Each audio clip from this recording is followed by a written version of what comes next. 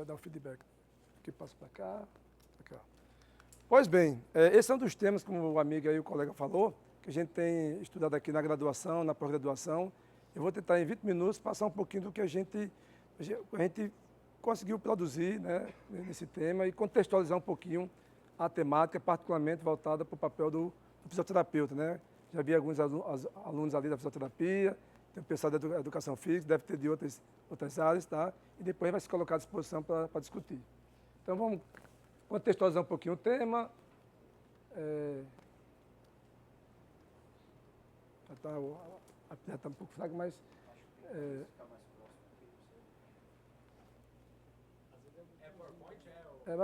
É PowerPoint.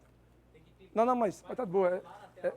É só o laser point que tá pequeno, mas está de boa, está de boa. Tá? Falar um pouquinho do dano muscular, que é o tema, né, da palestra, e apresentar os principais recursos que o fisioterapeuta utiliza para acelerar esse processo de recuperação. Pois bem, o atleta é aquele indivíduo que é submetido constantemente a altas demandas, quer seja fisiológica, metabólica, demanda física, psicológica, enfim. E dentre os objetivos que o atleta, ou a meta que ele almeja com essas demandas, com esse estresse fisiológico que é submetido, é o desempenho, né? Então, quando a gente fala de atleta, a gente relaciona logo com o desempenho. Só que nesse processo de almejar um bom aumento de desempenho, é importante estabelecer um adequado período de recuperação. O colega está falando aí de estratégias, né, nutricionais para mitigar algum desarranjo, algum efeito deletério que uma má higiene do sono, enfim, uma má alimentação possa gerar em termos de resposta. Então, respeitar um período adequado de recuperação é fundamental. Ou seja, é necessário um ajuste nas cargas internas, externas que são impostas ao atleta, respeitando o período adequado de recuperação. Uma vez que não é respeitado, inúmeros fenômenos podem ocorrer nesse indivíduo. Dentre esses fenômenos, a gente pode, né, agrupar especificamente no músculo, como grande órgão efetuador, um dos grandes alvos quando se fala de recuperação. Então, uma vez que esse equilíbrio de cargas impostas e o tempo de recuperação inadequados, pode, em última instância, gerar o quê? O chamado dano tecidual, quer seja no músculo, quer seja em outras estruturas ligamentares, articulares. A dor, que a gente vai caracterizar um pouquinho essa dor, pode ser uma dor imediata, pode ser uma dor tardia, pode ser uma dor nociceptiva, uma dor aguda, uma dor crônica, a gente vai comentar rapidamente sobre isso. E a fadiga, né? O atleta, ele convive com dor e a chamada fadiga. Então, uma vez que esses eventos ocorram, em decorrência desse desequilíbrio, pode interferir negativamente no desempenho.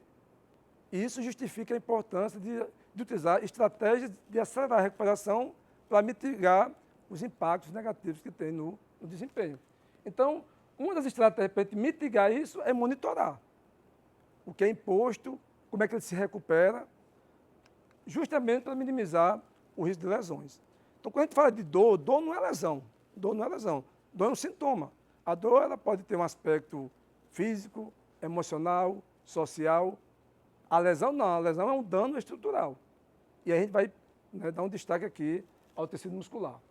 Então, quando a gente fala de recovery, existe uma zona, que vocês não vão ver aqui, que o laser point não está legal, existe uma zona específica que essas estratégias que a gente vai discutir tem que ser aplicada, né? Imediatamente após os estímulos, para minimizar ou acelerar o processo de recuperação. Então, se a gente pudesse aqui destacar o grande propósito do fisioterapeuta atuar, né, no recovery, é acelerar o processo de recuperação, porque o processo de recuperação ele é natural. Para todo estímulo, eu tenho que ter um período de recuperação, é natural. Agora, a gente pode usar estratégias para acelerar esse processo, minimizando os impactos negativos que um tempo curto de recuperação pode gerar no desempenho. Prevenir lesões, porque o atleta não quer, talvez o aspecto mais terrível para um atleta é conviver com as lesões, que é diferentemente de dor. Dor é do dia a dia, é um fenômeno natural. Agora, a lesão já é um aspecto mais tecidual, mais estrutural. Então, minimizar as lesões e, consequentemente, interferir positivamente no no desempenho. Pois bem, então, dentre os tecidos que podem ser submetidos, são estressados numa atividade física, quer seja um indivíduo recreacional ou no alto rendimento, a gente tem que dar destaque ao músculo. O músculo é o grande órgão efetuador. Ele que vai determinar a postura, executar os movimentos, aquela tarefa. Né? Então, a gente pode ficar 3 aspectos importantes do músculo. Primeiro, o aspecto estrutural. Existe músculo da cabeça aos pés. Músculo da camada superficial, músculo da camada profunda, músculo do esqueleto axial, músculo do esqueleto apendicular, músculo da tipagem mais branca, tipagem mais vermelha, ou seja, músculos mais fásicos, músculos mais tônicos, enfim. Músculo faz parte do corpo. Segundo aspecto, plástico. O tecido muscular é extremamente plástico, adaptável. Ele aumenta, diminui o comprimento, aumenta, diminui o seu volume. Existe adaptação metabólica frente aos diferentes estímulos. Então, é um tecido extremamente adaptável. E o destaque que eu quero dar aqui nessa apresentação é o aspecto clínico. Clínico. Uma das principais lesões nos atletas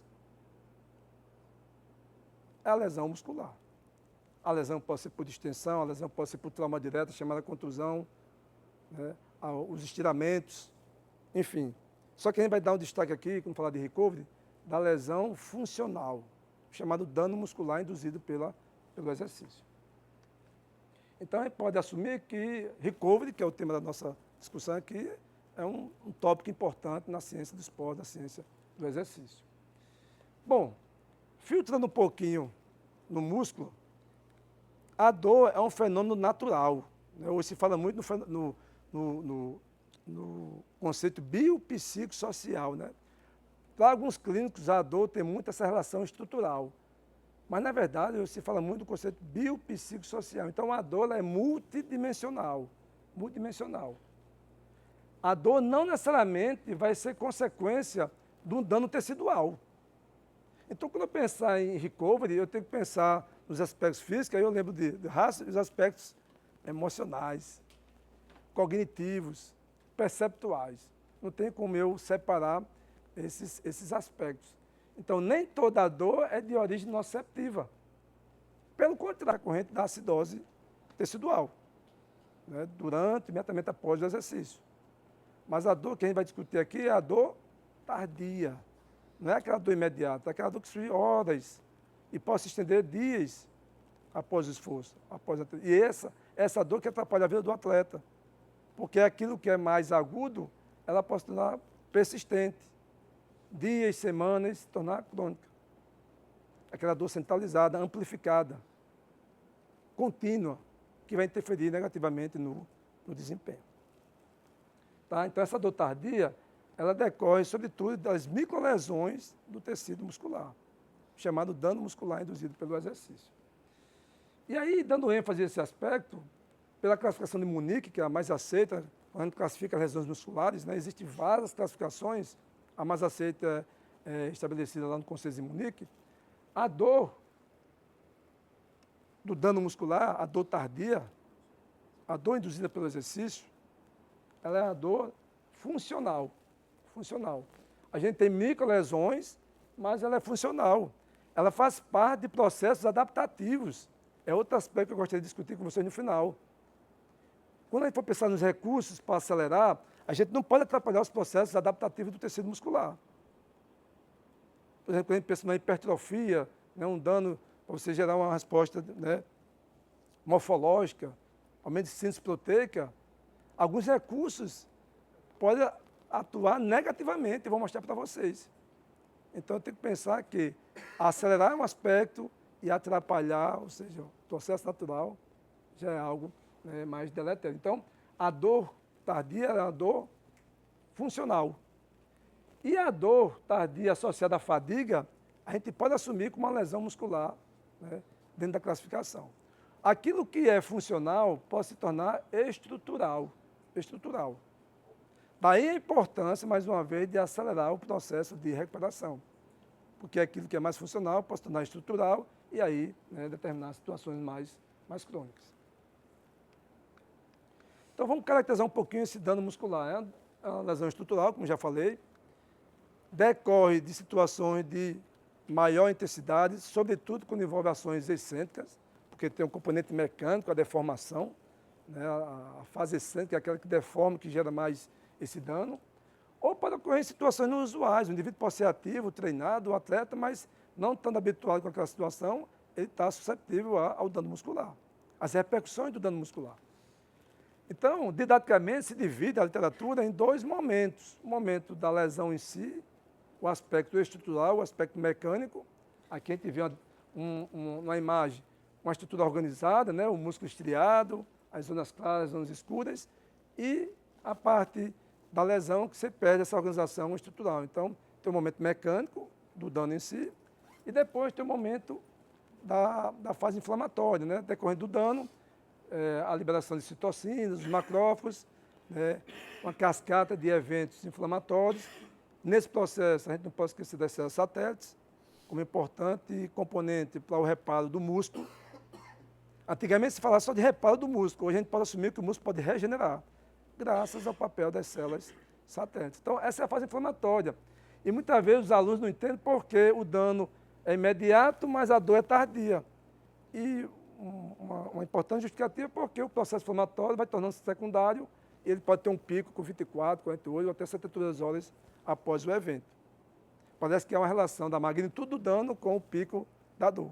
Quanto maior a magnitude do dano, mais tardia vai ser essa dor, justamente por esse processo inflamatório que vai se perpetuando. Interessante. Eu estou conduzindo vocês ao aspecto mecânico, à fase excêntrica, o dano funcional que pode virar estrutural, mas a literatura aponta que nem toda dor é decorrente do processo inflamatório. Falei para vocês, né? Nem toda dor do dano é decorrente do processo inflamatório. Parece que existe também, em alguns indivíduos, em algumas situações, uma resposta neurotrófica, né? Liberação de alguns sensores, os sinalizadores, que pode, né, tornar essa dor tardia bem evidente. O mecanismo mais aceito é o dano da estrutura, mas eu posso ter uma sensibilização de alguns mediadores, alguns fatores de crescimento liberados durante o dano que justifiquem essa sensibilização local, determinando a chamada hiperalgesia mecânica. Então, mais uma vez, nem toda dor é de origem inflamatória.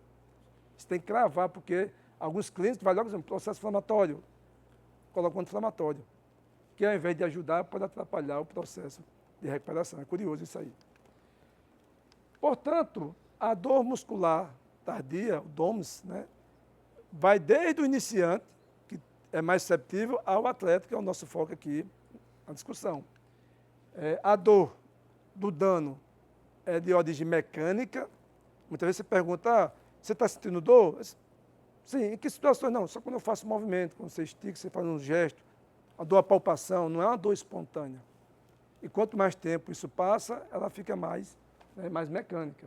O início, como eu já falei, 6 a 12 horas, o pico vai depender da magnitude, desaparece após uma semana. No entanto, o que é mais temida é quando ela se torna crônica, persistente, onde o evento inicial já foi e ela se torna persistente, que pode interferir negativamente no desempenho.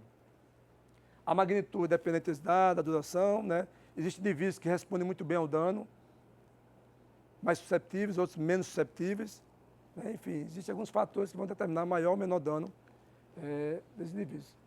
Mas tudo parte de uma boa avaliação. O diagnóstico é puramente clínico, fácil, né? Acompanhar a história do indivíduo, em que situação surgiu, por que está persistindo, é um ajuste de carga externa, né, a resposta do indivíduo frente àquela carga, é a recuperação que é muito curta, é um desequilíbrio aí nesses fatores, é falha no monitoramento, então a gente tem que pegar a história.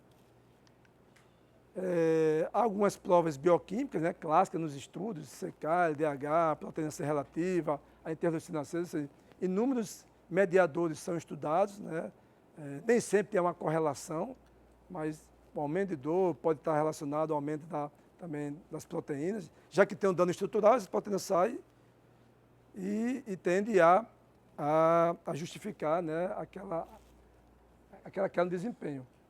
Mas eu queria trazer rapidamente, temos 5 minutos, vou chegar a 2 minutos, 1 minuto, se você puder avisar aí, a chamada termografia. Termografia. é um boom na prática clínica, as pessoas usando termografia, tentando justificar como a temperatura superficial da pele fosse um marcador de dano. A gente teve a oportunidade de executar um trabalho aqui, acho que a do foi até banca, trabalho de Jean, onde a gente induziu um dano de maior magnitude e um dano de menor magnitude, e estudou os marcadores do dano, né? A força, a amplitude, provas bioquímicas, enfim. E avaliou a temperatura da pele, né? Antes, após, alguns tempos, o evento que induziu o dano. Rapidamente, a gente viu que os outros marcadores estavam tudo bonito, né? O maior dano induziu maior dor, o menor dano, menor dor. O maior dano induziu o quê? Um aumento das enzimas, o menor dano, o menor aumento. Quando a gente vai para a temperatura superficial da pele, avaliada pela câmera termográfica, aumenta imediatamente após a indução do dano, mas cai rapidamente.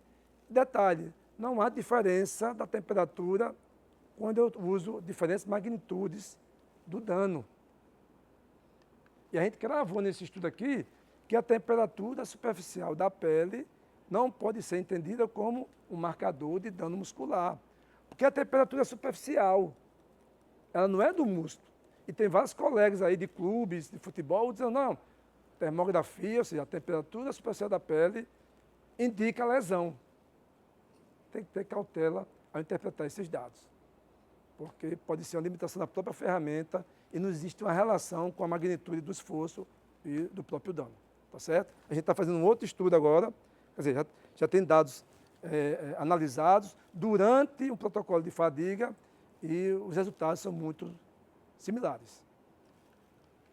Vamos lá, vamos para o nosso último tópico, que agora, mediante esse dano, né, depois de contextualizar, entender a fisiopatologia, entender um pouquinho a dor, quer ser de origem mecânica, inflamatória ou não, o que a gente faz agora? Se a gente for ver aí, tem uma pancada de recursos, né? Um monte de recursos. Sebo de carneiro, rezar, luz, calor, frio, as botas, aquelas pistolas, tem muita coisa que o pessoal usa na prática. Tá? Só que eu levanto dois questionamentos. Primeiro, recuperação. Para recuperar o quê? Qual o desfecho que quer recuperar? São aspectos objetivos ou aspectos subjetivos? É a dor?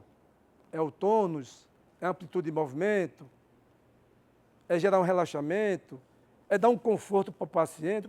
O que quer recuperar? Segundo, quais são os mecanismos que justificam a aplicação daquele recurso? Eu acho que são duas perguntas que todo e qualquer profissional, eu vou dar um destaque aqui, o fisioterapeuta deveria fazer. Porque na prática a gente vê de tudo. Tá? Então, essas duas perguntas devem ser respondidas. Deve ser gerado um raciocínio clínico. Quando aplicar, o que eu quero resolver e qual o mecanismo que justifica aquele recurso. Tá? Então, quando eu penso em estratégia de recovery, tem muita coisa. Cada recurso seria uma aula. Tá? Com o meu tempo ali está direcionando, eu queria provocar ou trazer a atualização de 3 recursos que são os mais sugeridos do ponto de vista científico, para a gente fechar a nossa aula e depois abrir para discussão. Então, a chamada crioimersão, a gente tem estudo com isso, a literatura aponta como um possível recurso para mitigar as repercussões do dano, consequentemente acelerar o processo de recuperação. A massagem, talvez seja o que tem mais coerência, quando a gente pensa na perspectiva científica, e a fototerapia, né? Para quem me conhece, se for falar fototerapia, a gente ia falar aqui bastante, trazendo aqui se usa, se não utiliza, se é aplicação local, se é aplicação à distância, numa área mais ampla, enfim. Hoje se fala muito nos painéis. Aquilo que era uma caneta, o pessoal está negando um banho de luz. Eu não sei onde é que vai parar isso aí, mas a coisa foi evoluindo, tomando outra dimensão. E o exercício, que se tem alguma coisa que funciona, é o exercício. Controle de carga, talvez seja a principal recomendação, pensando em recuperação. Então, vamos aqui rapidamente, nossa amiga aí me avisa. Então, os estudos, né, as revisões sistemáticas mais recentes, quando compara os recursos eletrofísicos utilizados para recovery, sinaliza a massagem como aquele que pode interferir em alguns desfechos. Porque a gente pode assumir que não existe recurso absoluto. que vai interferir em todos os desfechos do dano muscular. Isso seria algo milagroso. Mas talvez alguns pesquisadores dê o tiro errado pensando que um recurso seja absoluto. Aqui a gente está o quê? Filtrando as repercussões do dano, particularmente no músculo. E alguns recursos atuam em alguns dos desfechos. Então a massagem parece que ela gera esse efeito na dor e na fadiga percebida, quando é utilizada principalmente manual, no tempo de 20 a 30 minutos, onde o principal mecanismo parece que é o aporte circulatório, né, a drenagem, que a massagem possa promover. Né? Então tem um aspecto mecânico, um aspecto fisiológico, vascular. Crioimersão. Crioimersão é um conflito muito grande. Se a gente pensar nos RCTs, tem aqueles que mostram que tem evidência que serve para alguns desfechos e tem estudos que não servem para os mesmos desfechos. Então, há um conflito. Quando a gente vai para as revisões sistemáticas mais antigas, apontam que parece que para a dor, que é um dos aspectos do dano, parece que controla, né? E aí a crioimersão se beneficia da redução do metabolismo, aumenta o limiar doloroso, diminui a condição do impulso nervoso. Então, parece que essa resposta decorre desses efeitos. Só que eu falei para vocês que nem toda dor é de origem inflamatória. Então, dentro desse raciocínio clínico, quando eu tenho uma dor de origem não inflamatória, a crioterapia parece não ser um bom recurso. Já para desempenho, aí eu boto tudo, trabalho, potência, aí salto, corrida. Há alguns estudos que mostram que sim, que não, mas a evidência é fraca para você utilizar a crio para desempenho. Então, parece que não recupera os marcadores objetivos. Revisões mais recentes corroboram, né, a questão da dor, algumas provas bioquímicas, como a CK e a fadiga percebida, então, algo interessante para o atleta, mas continua apontando que para desempenho a evidência ela é tranquila. O atleta vai dizer, pô, estou voando, o aspecto da percepção. No entanto, do ponto de vista objetivo, físico, quer seja força isométrica, quer seja força isocinética, quer seja os sprints, as corridas, de forma cautelosa, certo? Importante, corroborando o que eu levantei lá no início, a gente tem que usar recursos para tentar acelerar a recuperação, colocar o atleta numa condição melhor para os treinamentos, ao retorno às atividades, mas não interferir negativamente no processo adaptativo. Esse estudo recente aqui da Sport Medicine apontou que o uso não agudo, imediato, de uma aplicação, mas o uso regular da crioimersão, né, normalmente o tempo de 10 a 15 minutos, na temperatura de 10 a 15 graus, é o que mais se repete nos estudos, pode interferir negativamente nos processos adaptativos. Então, aquilo que poderia mitigar os marcadores do dano, ele pode o quê? Interferir negativamente no processo adaptativo, principalmente no estímulo de treino resistido. Então, tem que ser cauteloso ao pensar na crioimersão de forma regular. Tá? Então, corroborando aqui, a redução do metabolismo, né, aumento do limiar doloroso, mas parece interferir positivamente na percepção da fadiga, né, na fadiga percebida. Já encaminhando para o final, aqui é um estudo que a gente também publicou, estudo de Glauco, doutor Glauco, Germana. A gente tentou fazer um modelo de dano mais funcional, não pegar o isocinético e detonar o cara, botou corredores de 10 km e avaliou todos os marcadores de dano. Aí fez um grupo de imersão, dentro das recomendações, que na época era o que mais se repetia, o grupo só imersão, que seria, entre aspas, o placebo, e o grupo controle. Só fez avaliação pré e pós. Resultado, todos os grupos foram iguais. Na verdade, imersão e imersão foi melhor para alguns desfechos em relação ao controle. Mas, ser submetido à redução da temperatura, a chamada crioimersão, e a só imersão, ficar na água, a temperatura termoneutra, foi a mesma coisa. Então, será que vale a pena ser submetido a procedimentos, né, de redução de temperatura que muitas vezes é desconfortável, se do ponto de vista objetivo não dá essa resposta. Então, não mexer em nenhum desfecho. Houve uma tendência ao grupo imersão, comparado àquela imersão, ter um conforto melhor. Ou seja, é melhor ficar na piscina e à praia, dar uma relaxada, do que ficar lá sofrendo, né, 15, 20 minutos. Principalmente nos aspectos objetivos. Concluindo, meu amigo, fotobiomodulação. Aqui eu poderia falar horas, tá? Mas vou aqui rapidamente. A fotobiomodulação, que é o termo mais adequado hoje, tem sido bastante estudada, né? Muito, com várias revisões sistemáticas, os ensaios clínicos de boa qualidade. Parte desses dois mecanismos, a ação mitocondrial e a ação antioxidante. Então, parece que a luz interfere em alguns desfechos de desempenho. A luz inicialmente aplicava pós-exercício e mais recentemente aplicando como pré-condicionamento.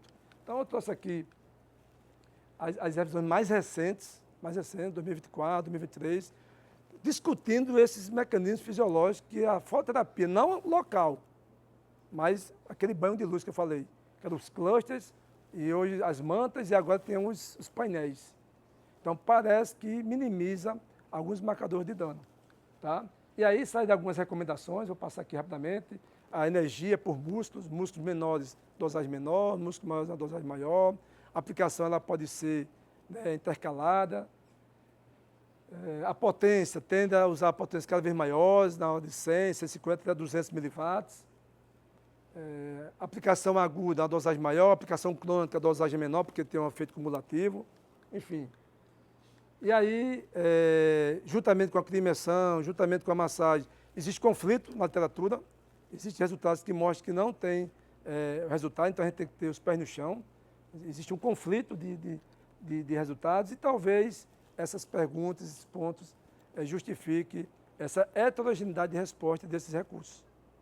Mulher, o homem, efeito imediato, efeito tardio, né, se é uma aplicação, se é uma aplicação mais longa. Na fotobiomodulação, os resultados apontam melhores resultados quando são utilizados em músculos aeróbios, devido à ação da mitocôndria. Então, por exemplo, o trissural tem resposta melhor do que o bíceps femoral, talvez pela característica do músculo. Então, é o direcionamento das pesquisas para usar em músculos predominantemente aeróbios. Então, eu deixei como mensagem para vocês, nessa breve explanação, dois aspectos. Seja criterioso, porque o que se usa na prática nem sempre está acompanhando o que as pesquisas estão apontando. No uso de qualquer recurso eletrofísico. E segundo, não existe recurso absoluto. O recurso que a gente utiliza na prática, quer ser a massagem, a imersão, não comentei nem os outros, né? As botas que a gente está estudando, aquela pistolinha lá, que é a massagem percussiva, não existe um recurso que seja absoluto que vai mexer em todos os desfechos. Quer seja objetivo, quer seja um desfecho mais subjetivo. Tá certo? Então, peço desculpa aí de ter passado alguns minutos. Agradeço pela paciência de vocês, estar me escutando aqui. Daqui a pouco a gente coloca à disposição para discutir.